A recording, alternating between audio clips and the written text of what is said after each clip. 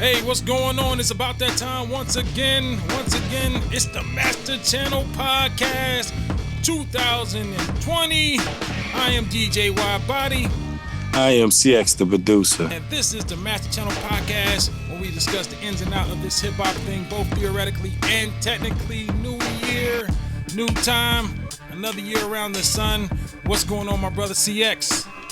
Not much, brother. It's good to be here. Just blessed as well. I mean, some people are not here right now. And this year we're going to really put in some work and get some more of these Master Channel podcasts out to you people. But thank everybody for listening as well. And Y-Body, how's your new year been so far? Man, pretty good, man. Definitely a new year, new train of thought. Definitely going to do a lot more with this platform here, the Master Channel. Want to thank all you guys for definitely tuning in and supporting. And we're just going to give y'all more, man. A lot of things have... like I said, man, there's a lot of unfortunate people out there, and there's a lot of blessed people, man. We happen to be blessed, so we're going to keep this train rolling. New year, man, already we're hitting ahead, NPC1. Man, real quick, your thoughts on that, brother? Man, guy is not playing. That's all I can say. They really completing the family tree, man. That's how I look at it. And they say entry level machine, but how is it entry level when it has the same internals and same workflow as the Live and the X? Mm-hmm. So it's not entry level to me. I feel the same way, man. I just think this, we were discussing before, this was put out, it has the look and it definitely has the shovel that comes with it to put the dirt over the machine.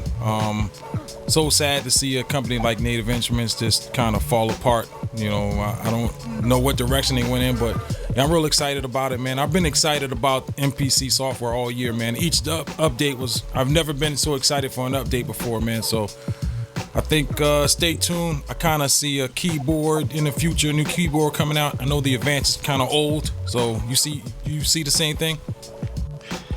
Yeah, I see some other product, man. And I will say, man, you are one of the most enthusiastic dudes when it comes to updates with this machine, with this MPC machine. I can't say. And to me, the one, disclaimer, me and DJ Y-Body ordered. But disclaimer, this one, besides the X, this one actually looks like an MPC. It's not rectangular. It's boxy like a MPC. Mm-hmm. Yeah, compact pads. We seen there is a NAM right now. Shout out to Black Mav out there at NAM right now, getting it in, doing his networking. Yeah, man, it's what it is. I'm fairly new to Akai, a couple years, man. I just can't think I came in at the right time. So, man, I definitely love the product. I love the direction they're going. And, what's just going to happen, these other companies are going to get on board and they're going to go into competition. We're going to all be the benefactors of great technology, Good competition, man. And I think we done rambled on enough and Y-Body, go ahead and bring the brother on, man, because man, you can go. Oh yeah, definitely, man. We kind of we're starting off this new year. We finally got in touch with your brother. Our times we got together. I'm gonna go ahead and bring him in, ladies and gentlemen, from the DMV. Ladies and gentlemen, let's give it up for the one and only NETM8KR. My man. Hey. Hey, brother. What's up, man? You got it, brother. Welcome, man. Master Channel Podcast, man. Finally got you on, man. Happy to have you, man. Yes. Definitely, man.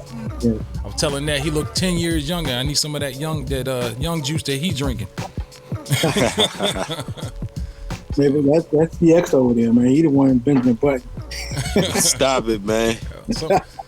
Hey, definitely something special about y'all DMV cats, man. Y'all don't play fair, man, with this music thing, man. Y'all all have a sense of just basically setting a bar, man, and standards, man. So that's one thing that I gravitate towards y'all a little more because of that. So we always start the podcast. We're gonna have a conversation, man. We like to start the podcast by just asking you to take the audience back to where it all started. Where did you get your love for this, man? Take us back.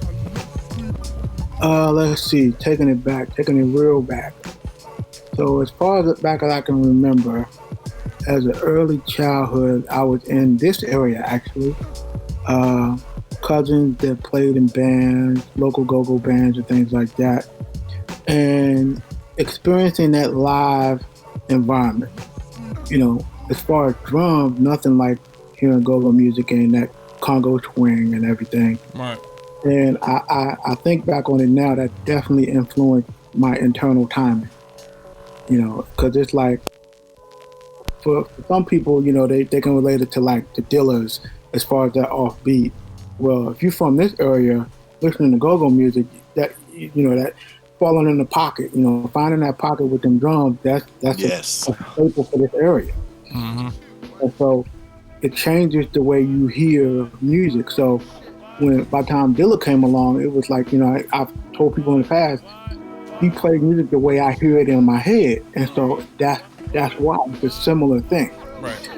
So, experiencing that, being in the studio with them when they were making music and everything. And from there, going into mid 80s, up in New York and down in Atlanta for a bit, different environments, Right. In New York, it was being there when stuff was really just breaking, the Rakims and Kumo D and Treacherous 3, a lot of the early stuff, Bismarcky, everything. It was just, I was fortunate to be in that environment when everything was just really starting to take hold, and it was like, man, I love this. So going back and forth between New York and DMV, I was always bringing the music down. And, when people say cassettes was the internet before, they ain't lying, because my tape would have like 10 legs, man. Recording and dubbing for everybody. And then pretty soon, I'm hearing other people playing tapes that I bought back. And it's like, wow, So I just always been in the culture, and it was like, early on I was a vocalist, so I was trying to get in the game that way. And it was like, I got humbled by what was at the time they were LaFace. Yeah. They were in the area with Tony Braxton. Big movement there, man. Big movement. And so what was her name? I met Shanti Dash. She was a young A&R at the time. I don't even know if she was the A&R then. Mm-hmm. They were, I was asking them how to get in, and they were like, well, you need 10 original songs. And at the time, I wasn't producing, I wasn't playing anything. I was just a vocalist.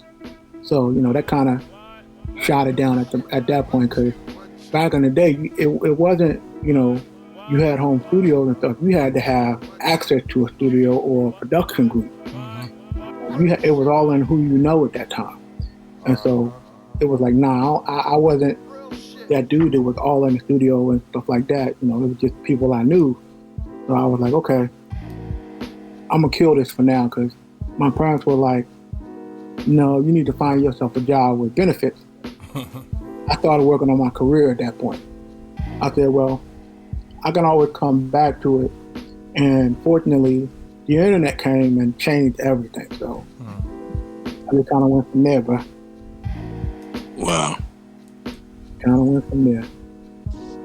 So, working a career allowed me to buy things and accumulate gear from that era that we all know and love, so I could duplicate that sound from that era. Right. So I was like, okay, well, what were they using back then? If it was something I couldn't afford, I would find the next best thing. So I forget what it was originally I was looking for, but then I ended up finding Emu. And so that's how I started collecting all the Emu gear, because it was like, okay, I think it was the rolling stuff that I saw first. And it was like, okay, well, I can't get all that gear. The Emus were older, so they got cheaper. Right. So I started just collecting them, and even went into debt collecting them. No joke. Wow. So in order to get a collection like that, you got to be ready to buy on the spot. It's not a thing of, oh, I'm going to bid on it. You got to be ready to buy it now. Yeah, right. I had all kinds of alerts and stuff hitting my phone. This rack is ready or whatever. Buy it now. and that's how I accumulated. But it was like I couldn't afford to accumulate it now if I started from one, because the price is just outrageous now. Yeah.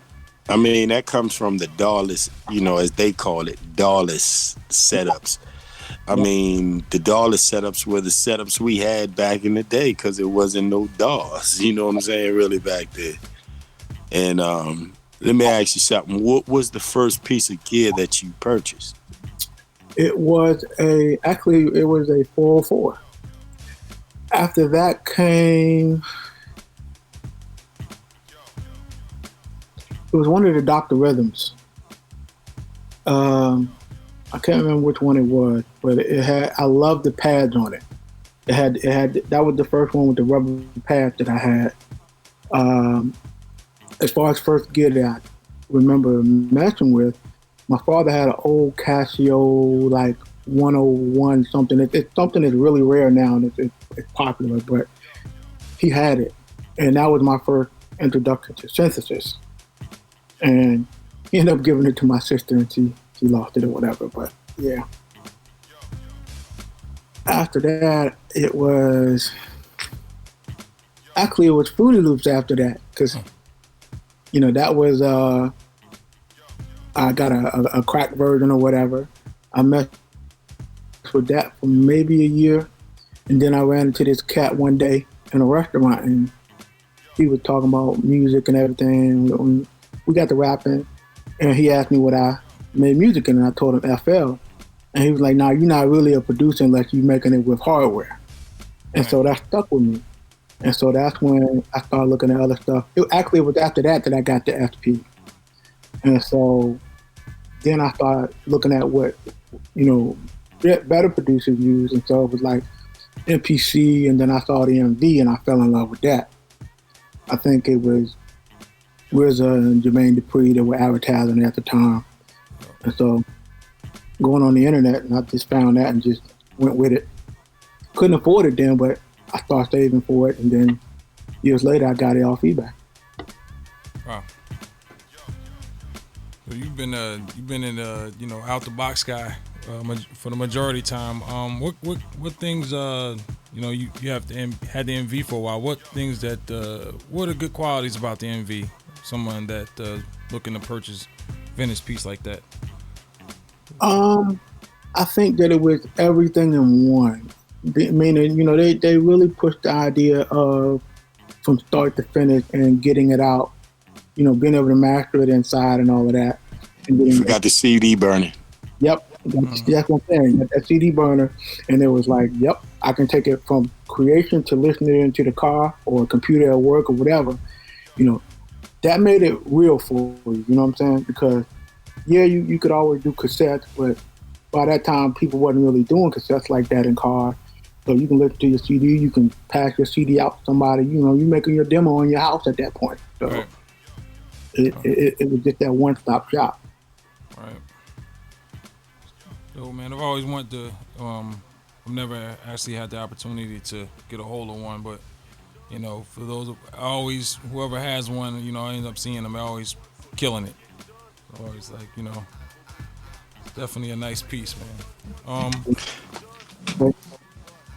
Let me ask you this. I know you've been at it for a while. Do you remember your first project that you ever put out? Well, my first official project was 2016. That was my Sonic Planet project. Oh man, that was. I must say, man, I love the way how you promoted it and you went about it. Yes. The foundation, for sure. Yes, I love that joint too. I do, and I loved everything about it. I mean, the cover was crazy from the beginning. Just the cover alone. Yep. I appreciate it. Honestly, I'm one of those cats that I'm inspired by images, and it was the image that inspired the project. I could see that. It was from the jump, because we were starting the Hangouts back then, and I was playing beats on the Hangout, and I believe it was Adair from the crew. It was like, you got all these beats, put a project out. And so I took it as Adair, and it was like, you know what, why not? And around that time, on IG, the girl put up the picture, and I was like, "Yo, can I use this for a project? I'll give you, full credit and everything." And she was like, "Sure." And it just went from there, and I just built track from track from track just from that. And that's the thing, is like, I have photographic memory, so I'm always inspired by images. So even I probably have already ideas of different projects, 5 projects down the road that may never come out, but the picture inspired me. So, I have to do better as far as putting the music to the images, but I'm always looking at stuff, man. It's like, man, I can really see this. It inspires a mood or whatever, you know what I'm saying? Yeah, man, 2016. Dope. That whole, man, I mean, just dope. Speechless. And we'll talk about what your, future plans are later, man. But I've always wanted to know this question. I'm going to ask you, man. Can you give me 5 of your music inspirations? Doesn't have to be producers or, or artists. It could be, basically 5 of your music inspirations. Let's see. Off the top, I can say Prince, James Brown. I'll say Michael Jackson / Quincy Jones. More Quincy Jones than Mike. All in one. I got you. Who else? Let's take it to, like, I guess I'll say I'll do it as far as old and then newer. You can throw like Stevie Wonder in there, Marvin Gaye, Patrice Rushen,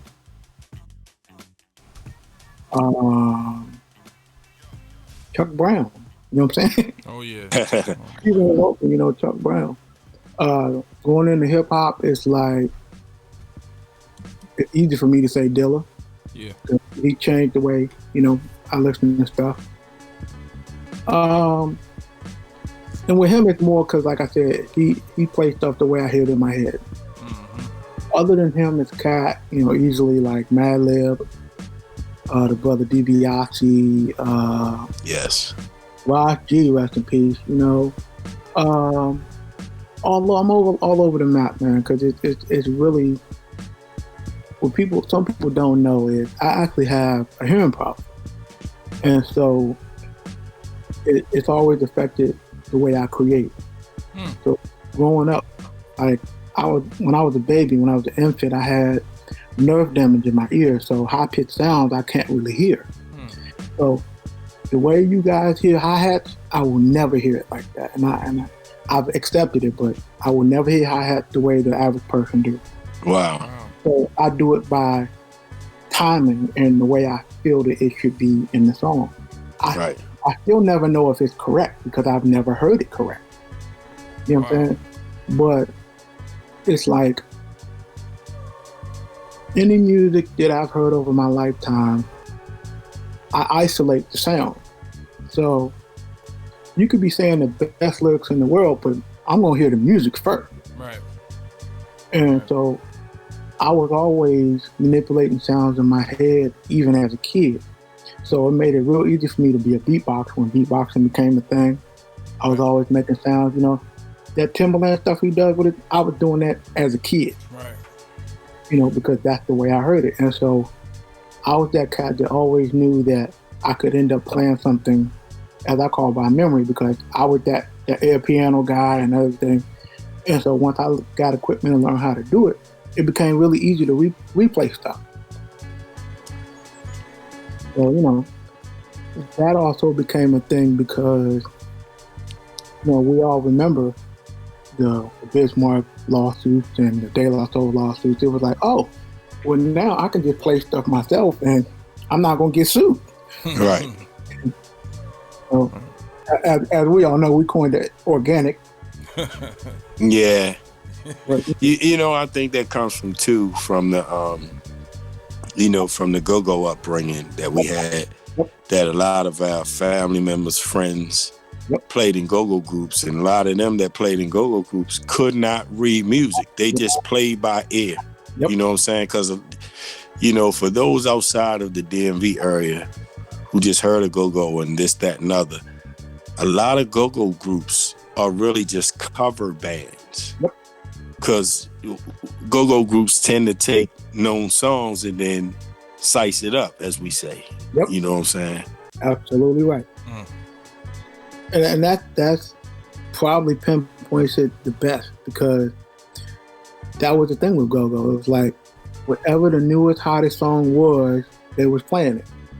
And playing it in their own way. And it was like, okay, I tried to do that in a hip-hop form. You know, and that's the thing with, like I said, with my hearing, because the way I hear it in my head and then the way I try to translate it into the machine, I hear it one way, the listener hears it a different way. And it's like, to them, it's all original. So it's like, okay, as long as I keep doing that and people enjoy it, I'm good. That's all that matters. Yep, that's all that matters. And that's the thing. It's like it's very easy to have these ideas, especially once you know your way around these devices and these programs, for me to do that. You know, because I'm the type that, like, I don't really watch TV, or if I'm watching YouTube, I don't listen to the radio. I'm listening to stuff that I have on hard drives or whatever, or older stuff. Right. And I'm just drawing inspiration. So, you know. Then let me say this. Like, I know we do hip hop and stuff like that, but do you get, I know I get inspiration from other forms of music. Like, I don't really listen to hip hop that much. I listen to other forms. I listen to a lot of smooth jazz, say smooth jazz or jazz in period. Because I grew up off of jazz on HUR. Yep. You know what I'm saying? And so do you get inspiration from different forms of music, or do you have to listen to the form of music that you create? The exact same. The exact same. Even down to the HUR. If I'm listening to a radio station, it's HUR. Yeah, I'm all over the place. It's not, most of the time, it's not hip hop, because, like I said, I was a vocalist. So right, I was listening to all those old records and everything. And I found that because of my hearing, I could emulate any voice that I heard. So I could hit the Prince note, the Michael Jackson note, the Luther note, all of those notes I was able to do because I was training myself to how they talk. You know what I'm saying? So it became very easy to do that singing. But, I mean, I still sing from time to time, but nothing like I did when I was young. But it also made it easy for me to decipher records and manipulate songs in my head. So, like, I would know what a sample was, because it's like, oh, that's the way I hear it in my head, like almost like a human sample. You get what I'm saying? But no, exactly the same. I'm listening to anything from like America to maybe Yes or Chicago or Chicago. A lot of stuff. You know, I mean, it's all over the map. All over the map.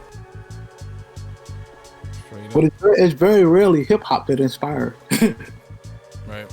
Usually, with guys like yourselves, it's usually that I can definitely hear, you know, a lot of the jazz / you know, classic rock, like you said, DS and, you know, Chicago. Definitely, that's what, you know, regular people would just go and look for soul samples. You guys, that is not your first option. That's probably your last option if you run into that. You know, you're looking for something off the grid, man, or, you know, like the Brazilian, Brazilian, you know. But, you know, I love bossa nova, man. Yeah. Yep. Yeah. So that's the thing I love about your music, because it's like, it's almost like you think of more out of the box than I do when it comes to that, because it's like, oh, I tend to think at times I limit myself, and it's like, you know, I need to be more open. I mean, honestly, I need to just listen to my damn record. You know, I need to make time to listen to the record, because, you know, being a social media cat and just going there for instant inspiration, people play stuff like, damn, I know I got that record because I remember the cover. Right. You know, I just need to, you know, use what I have more. That is so true. I mean, I'm sitting here right now looking at that rack. I'm staring at the rack behind me, man. And I'm saying to myself, like, hold up, man. You can go you can go 16 channels, MIDI, just straight up, you know what I'm saying? Like in a different sound for each channel. For all the modules you got in those racks behind you. And that's exactly why I love the MV. And for the people that, you know, we know this is audio, this isn't visual, but right now we're doing a little video, and NETM8KR has a server rack, basically. It's a server I ain't gonna rack. say an equipment rack. You got a server rack. Mm-hmm. And that server rack is filled up with modules. And for the kids at home who do not know what modules are, imagine having 12 VST synths in a hardware rack. That's what we're staring at right now.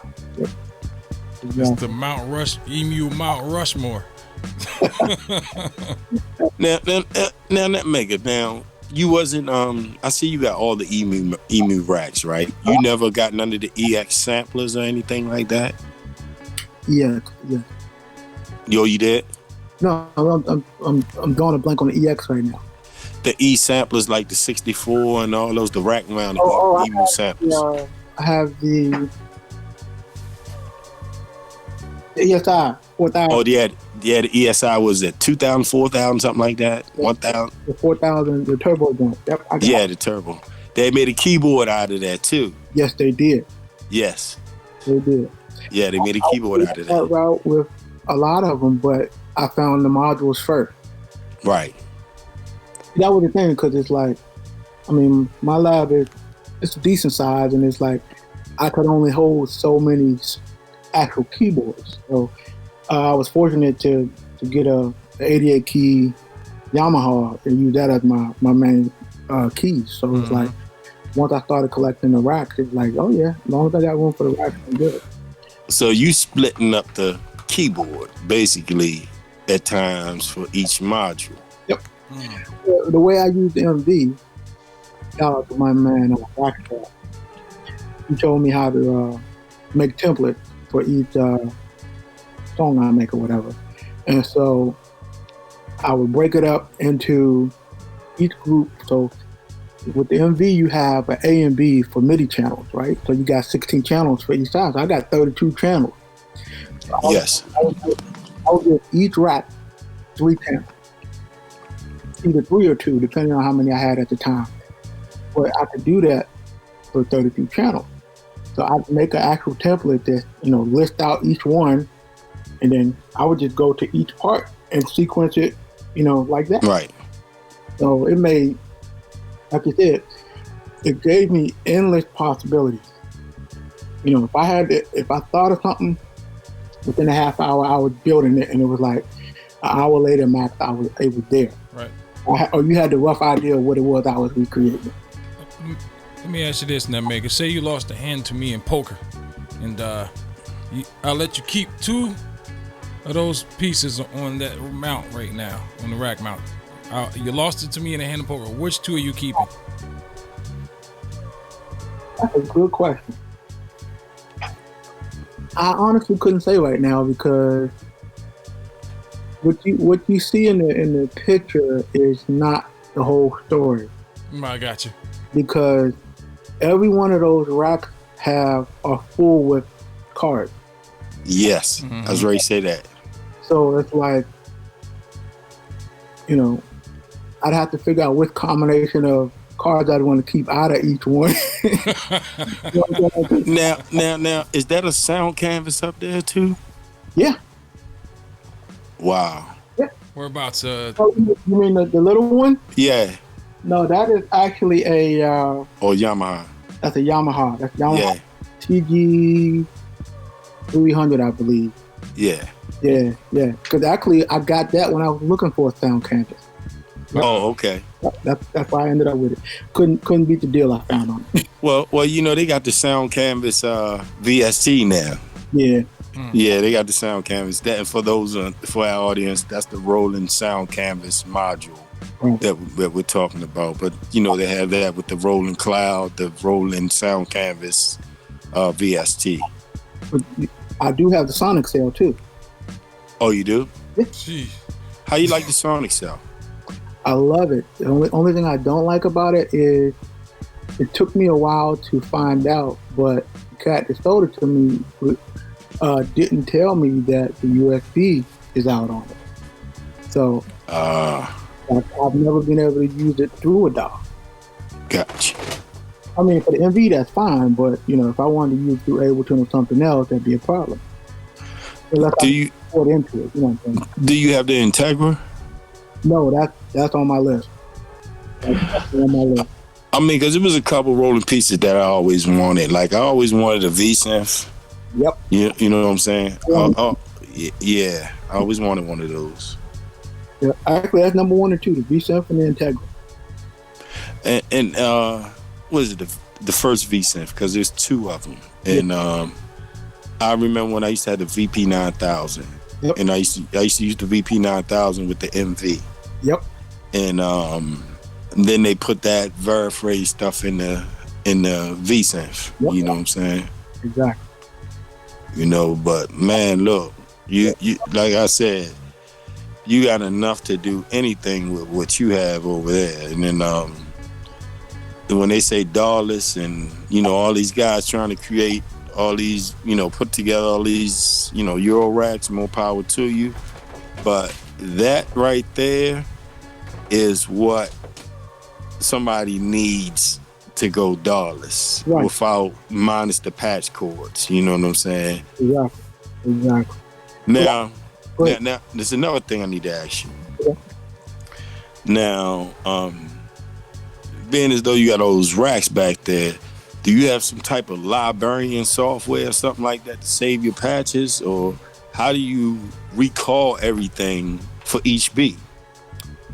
Basically, what I learned to do years ago was in the MV, I would actually name the patches. And so I came up with an abbreviation system and the actual the MIDI number. So it'd be like, what is it? I'd say the name of the rack, like, wow, I'm just drawing a blank here. So I'd say Orbit, I'd say slot 1, patch 7. And I'd put that actually on the patch description. And so that way, it would have the name, and then also, you remember on the MV, you could actually modify the actual patch information right there for each channel. It took me years to find that part out. Wow.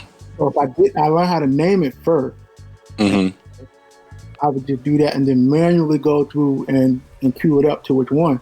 But once I found out you can change the MIDI information and save it with as soon as you cut the unit on and cut the rack on, it will go right to it once you play the song. Yeah. The MPCs was like that, like the program change. Yep. And all that. Like you can actually, like on the MV and MPC's been doing it for a while. The program change, you can actually scroll through the patches of a module from the MPC and from the MV that you got MIDI'd up to it.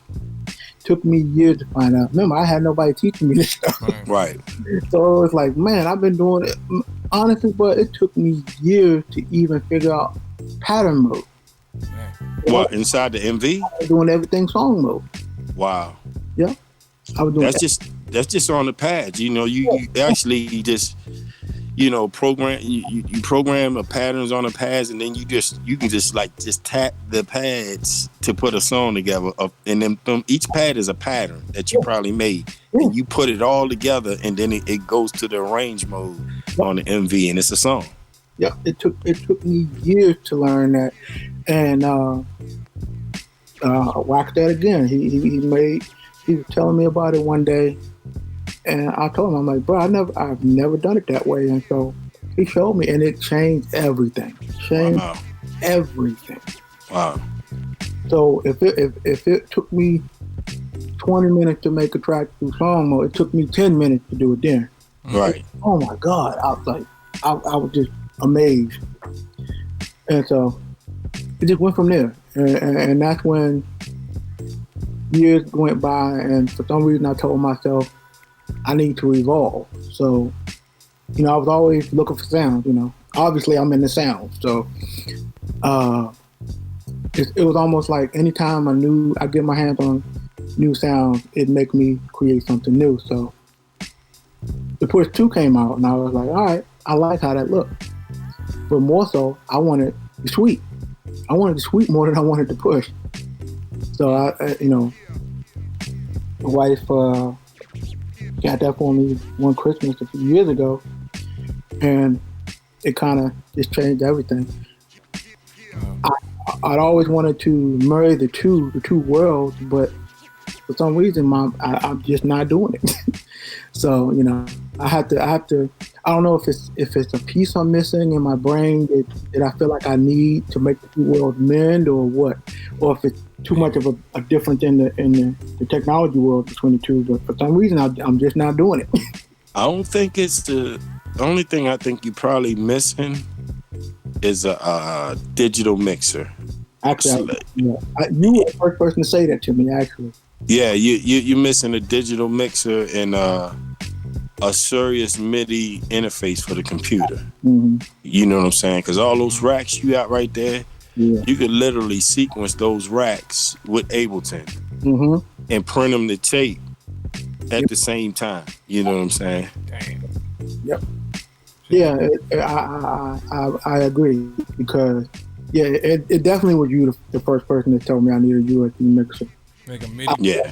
I think that was the thing, because years ago on the VS forum, I ran into a cat who was making these modules, like factory modules that made ADAT into the R-Bus. Yeah, into R. Yep. And so I don't even think he makes them anymore, but I invested in it and got it. So when I got the Focusrite, I was automatically putting that to that, and it was like, oh man. Between that, the 88,000, that, so MV to that, or Ableton to that, to the Focusrite, to the VS 16 track. Right. So it was like, man, that just opened up everything. So that's the process I did for Sonic Planet album. Yeah. Yeah. Yep. That was the first one I did like that, and it was like, man. So this is one thing you got to think about. You have the horsepower to take the production part away from the computer, because your production is external. Right. The only thing that Ableton will be used for is a sequencer. Right. You understand what I'm saying? Yeah. Like it would just be a sequencer and a tape machine. Yep. That's it. You know what I'm saying? You don't need no VST. You got original units. Yeah. You know what I'm saying? So you literally, that's all you're doing is sequencing. It's like turning, instead of putting the MV in the equation, at times you put the push in place of the MV. Yep. You understand what I'm saying? And you sequence all that gear right there with Ableton. And to be honest with you, Ableton is one of the best DAWs for sequencing and sequencing hardware and putting hardware to tape and still staying in time. Okay. Right. Because once it's, like when you record something into a computer from hardware where you tracking something, you know how it always used to be that little gap in the beginning when it's MIDI together? Yep. Ableton will automatically push that forward to 1. Yep. Also, we got delay compensation. Right. It is not really delay compensation. It's just that the warping features in Ableton will make that audio start at 1. Once it's recorded. You know what I'm saying? So you can do multiple passes. So it's not a latency issue, just per se? Not really, because when I had my 4000, I used to always track to Ableton, and I would have it mid, because computers in tracking with external MIDI gear, like MIDIing them up to where it's those slave and master type stuff, you always get a little delay in start times. Right. But with Ableton, it would seem like when you're recording it in the process that it started late, but once you play it back, Ableton already pushed it to the front.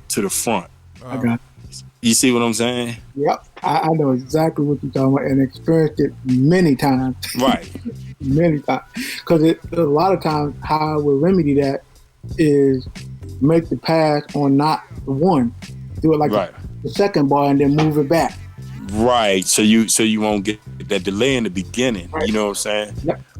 So but you gotta realize you won't have to deal with that because you're sequencing that gear. It's not like it's slaved up, it's just midied up. It's just not like it's slave and master type stuff. So you won't get that issue. Okay. But yeah, I have to make it a point to do that real soon because honestly, that's probably the one factor that's making me not fully commit to using Ableton the way I know you use it. You know what I'm saying? Because that's my biggest thing is to have Ableton programming ability over all of my gear. That's actually my biggest ambition. Look, once I do you can do it, man. I mean, you got to, like I said, the only thing you probably would need is is the MIDI aspect. I mean, a MIDI interface. You know, they'll be able to handle all the modules at once. You know what I'm saying? Yeah. You talking about like I forget the name of it, something 8. It had like a Motu interface, something like that. Yep. Because you don't want to daisy chain none of that stuff. You know what I'm saying? And that's how I was doing it for years. No. and it's like when you do it that way, you got to go into each module and you have to tell it what patches are on and what channels on and off. Right. And if it loses it, you have to figure out which one is on what channel is overlapping. It's a night. And over time, they do lose their programming. Yeah. But I mean, I've come in the gear that way too, where a previous owner may have done that and forgot, and they think it's something wrong with the unit, so they sell it for cheap. Damn. But they don't know the inner workings of it, and it's like, oh man, I got it, and it won't play at all. I go in and I look through it. Oh yeah, they got all these MIDI channels on. Yeah, or they got local off. Yep, exactly. Yeah. Yep. A tip for you young. Oh yeah, it's a jewel. That's a jewel. Yeah, a lot of money. Right there. So you know, you got to check it out when you going. I mean, gear like this, it's obtainable. You can find it. You just got to invest the time and the effort into it, and be patient with it because you can go in the pawn shop and find this kind of stuff, and some people know what they had, most don't. Do you say that this is kind of like a lost art with the emergence of plugins and whatnot? I mean, there's only a handful of people that still. Yes and no. I mean, something else that CX said to me years ago, and it always stuck with me. I have the memory of how original things sound. If you knew how the original device sound, a VST will come close to it. Yeah. Some come very close, but some will never touch it. You know what I'm saying? And that's the thing that's going on right now with this whole SP1200 Renaissance thing. Some people, the people making a clone, whatever. Some people can get close. If you've never heard the original, you'll know the difference. Right. They come close, but they can't compare. Yep. Straight up. Remember telling me that, CX? I do. With this music, man, I learn from everyone because I could benefit from other people's experiences. And if I remember this stuff and I recall what's told from people who have done these things, it could save you time, it could save you money, it could save you frustration. Yes. And you're right, and I'll tell you this, man. Social media is bigger than it's ever been before. Obviously, as the years go by, things get bigger and new sites come. And I'm in some of these groups. I'm just passing by. I really don't hardly say anything, and just it's a lot of people output, never enough input, or actually catching jewels that as somebody that's been around like you, CX, and a few others that, you know, have some stuff to give. These guys are just in here real shallow, you know, probably never even heard of Emu, you know what I'm saying?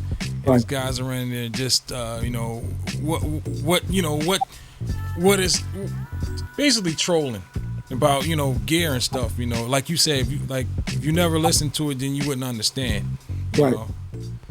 Yep, absolutely right. Right there. Yeah, I agree. You know,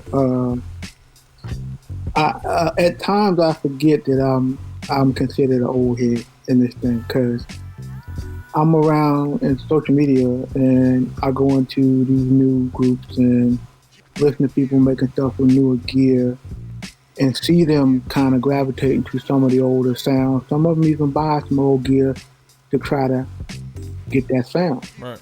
You know, I don't really say much, and it's when the people do gravitate to my channel and they see, you know, the pictures of the stuff and they're like, oh, well, damn, you know, then people start asking.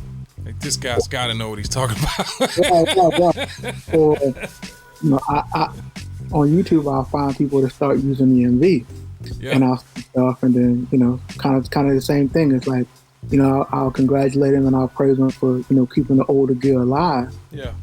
And it's like, and then they start watching the old videos and listening. Oh, damn, you know, it's the same reaction. But it's like, I don't go out there to act like I'm, you know, this worldwide millionaire producer or whatever. Just, you know, I just got love for this music like you do. It's just, I've just been doing it a little longer than most. So Right. You know, you give respect, you get respect back. Right. Hey, Wad, you gonna ask him? Yeah, we'll go ahead. Well, we do this thing called the $10,000 challenge. So basically, you go to your mailbox, you open it up, it has Mr. NETM8KR on it. And you got a nice red Guitar Center card, $10,000. But inside that envelope, it says for you to actually be able to have use $10,000 at one of our stores, you have to spend all of it, and it has to be all Guitar Center gear inside the store. You could use the online feature as well, but it all got to be one-stop shop. Take it to the door. So what are you picking up? We're gonna go ahead and we'll write these things down. We'll try to blue book them, and we'll keep you posted on how much you have left in the bank there. That's a good damn question. No, that is. All right, let's see. Especially if it's not my money, I ain't got to worry about it. Yeah, it's all house money. Let's go. Yep. So, off the top, thinking about what I need and what I got, I'm gonna get the biggest and baddest USB mixer I can find. All right. That's the Behringer. Okay. Was that like 32 or something like that? Yeah, X32 or Studio Persona mixer too. About $2,000. I'm gonna say X32 because I have looked into them a little bit more than the Persona. Well, you know they got the new X-Wing out. Really? Yeah, Behringer got the X-Wing out. So that's probably about $3,000. All right, well, let's just write that one. Shout out to Behringer, man. These guys are stepping their game up, man. Yeah. Yes. All right, you got 7 left there, NETM8KR. 7. So we're gonna say I could still buy the Integra 7, so that's gonna be 1.2.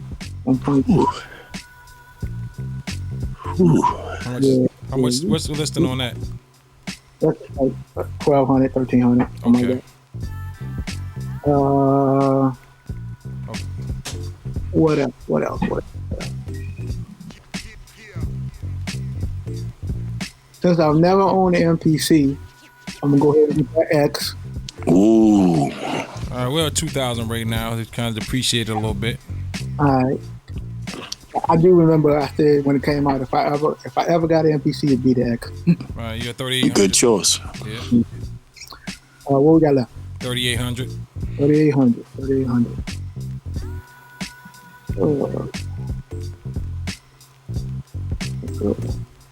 Something is still available there.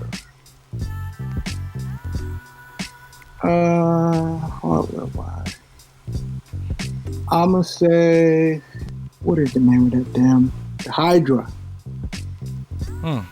Hydrosynth. Yeah, they just came out with the keyboard version of it, or was it the other way around? I think it's the other way around. They might have come out with the module. I'm not sure. Yeah, I think they came out with the module first, then the keyboard. I'd take that as a modern day V-Synth without the elasticity. Yeah, the rare phrase. Yeah. What's the blue book on that? I couldn't even tell you right now. I don't think the hydrosynth is that much. It's probably about like 3. Nah. So, I don't think so though. I don't think the module isn't that much. Let's see.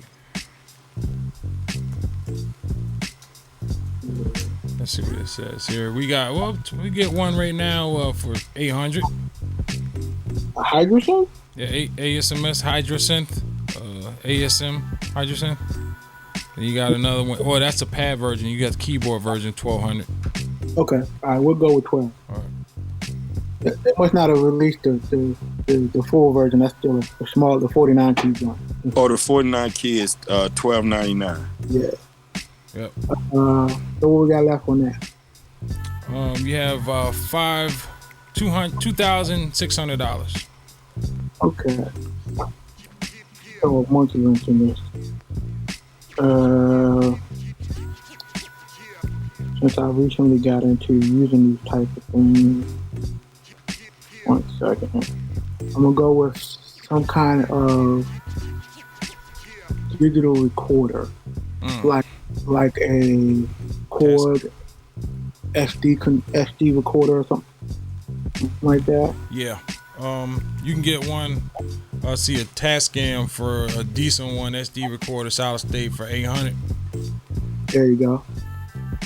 All right, I'll take one of them. All right, you're down to 1,700. No, 1,800. 1,800.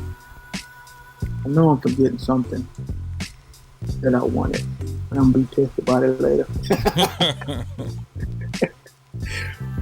At this point, let's just say I'm gonna go with like some acoustic treatment and maybe a new set of monitors or something. All right, let's say we'll go with the package on. You get some good acoustic treatment. Let's go with $1,000, man. All right. What about the monitors? Right. 18. She got 18. What kind of monitors you gonna get? Whatever the highest rated right now. It ain't my money, so man. Right, you got $800. It was like, if it's not my money, I can think about that kind of stuff. Of course, I already got the sound I want. I just got to make sure I get the best sound out of it. You get some HS8s with a bass tube. You got 800 left. HS8s, bass tubes, looking around $600-700. Hold on. Let me backtrack. See, this is something I'd have been mad about. What's the best Avalon I can get right now? Oh man, was it 737? Something like that. Okay. That's the mic channel, EQ channel strip. Rank 1. Hey, look, and then I could even go back a couple more since I noticed it's something you could probably buy at a store, the right store. Get like a manly joint. Oh yeah, but the Guitar Center do sell that. Man, you ain't got no bread for that. Yeah, you got we're in the hundreds. Hey, look, I could have just started with that, right? You see what I'm saying? It all depends on what your aim is. You can go a whole lot of ways, just depending on what you're going for. We got 800 left. We got your $1,000 room treatment, which comes with the bass traps and ceiling and all that good stuff. We got 800 beans. So yeah. So did you get the Avalon? The Avalon like $2,000. Yeah, you're gonna have to put some cash with it. But all right. I'll talk to the manager and see if we can work it out. I'm gonna get an $800 discount. Yeah, I'll go towards it. All right. So you ran into Tashier or something back. I mean, it's like a GC and they give you a discount. Yeah. All right. So, hey, man, that was well done there, NETM8KR. You have just completed the $10,000 challenge here on the Master Channel Podcast, my brother. Real quick, man, can you tell the audience how to get you? What's your social media handles, sir? At NetMaker. At NetMaker, IG, Twitter, YouTube. Try to keep it, all the same. NETM8KR. That's what's up. And also your future project, what you got in the works? I am working on getting my Proteus project out. Okay. I advertised it a while back, but haven't got down to it. Hopefully, I can get it done over the next month or so. Get my ass in gear. Right. I want to get more music out this year.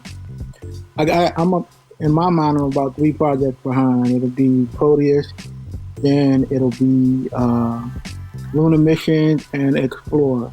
Those will be the 3 projects that I'll put out this year, hopefully. 2020, perfect time. Well, Net, I wanted to say from me, definitely a pleasure to know you. You definitely are an inspirational cat. I love seeing you on IG, man. That's just gets, starts the engine up for me, brother. Definitely like how you just embody your stuff, man. You take pride in what you do, and it shows definitely, man. So Yes, it does. I appreciate it, brother. Both of you. You guys both inspired me as well. Glad to call you my brothers, and glad we are part of a group of brothers. Yes.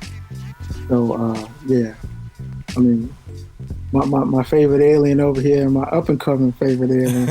You guys are aliens. Yeah, right. Different Wow. planet alien. You guys are definitely of the alien species. Yeah. That's the thing. We take pride on not being like everybody else. So. I'll tell you this. I myself I'm a blessed, lucky guy to be surrounded with cats like you. I'm good, man. I came in here with just a pair of beat up shoes, man, and y'all got me some Jordans on, and y'all got me fresh. I got the line, the fresh cut, man. I'm good, bro. Like cat like me, I really, definitely. I got a great amount of knowledge, man, from cats like you, man, and I just put that in my bag, and I keep it moving. I keep my ears open, man. Hey, let me add this on that note, because it's something that came to me recently on social media that I was thinking about. It's actually right in line with what you said. My one regret, if I could say it is a regret, is that I wasn't around some of the people that I admire from that generation then to be under them, for them to tutor me, which is music. You know what I'm saying? Right. I do value my experience that I got on my own, but I just think about how much greater I could have been in my own mind had I been under some of those cats. Bro. Right. And so, to the younger generation out there coming up, you always hear people say, surround yourself with people that are better than you so you can become better. Right. It's true, because Absolutely. like I said earlier, you can learn from other people's experiences. If you have the ear to hear, you will receive what you need. Right. If you're just open to it. I mean, cats out here, they love it just as much as you do, if not more. You can benefit from some of the things, the direction they might have went that could have been either costly or time consuming, that wasn't beneficial, that you can avoid that yourself. Right. Free. You just got to be open to it. So, keep this culture alive, man. Learn the old ways. You can still do your own thing, but knowing where it came from and build that appreciation to take it even further. Well said, man. Well said. I couldn't agree with you more, man. It's Yes. These relationships. Couple things I've learned, man. I've always, 2 things I've learned from being around y'all. Keep your mouth shut and let that play button speak for you. Yeah. And also, keep good relationships in this, man. Yes, sir. Definitely. CX. Hey, it's been a pleasure, man. It's definitely been a pleasure, brother. Likewise. It's been a pleasure. Thanks for having me, man. I'm glad we can get this done, sooner than later, because Perfect timing. I promised my brother I would do it, and it was just a bonus to have you both on here. So. Right. Man. Likewise, man. Well, we're gonna call it a podcast, and that was gonna do it for this episode of the Master Channel Podcast, first one of 2020. I am DJ Y Body. I am CX, the producer. And this was the Master Channel Podcast. We discuss the ins and outs of this hip-hop thing, both theoretically and technically. Shout out to our comrade Netmaker for joining us, man. Stay tuned. Please like, subscribe, hit that notification bell. We'll be back with a vengeance. It's going to be full throttle this year, pedal to the floor, if you will. Well, till next time, we'll see you later. Peace. Peace.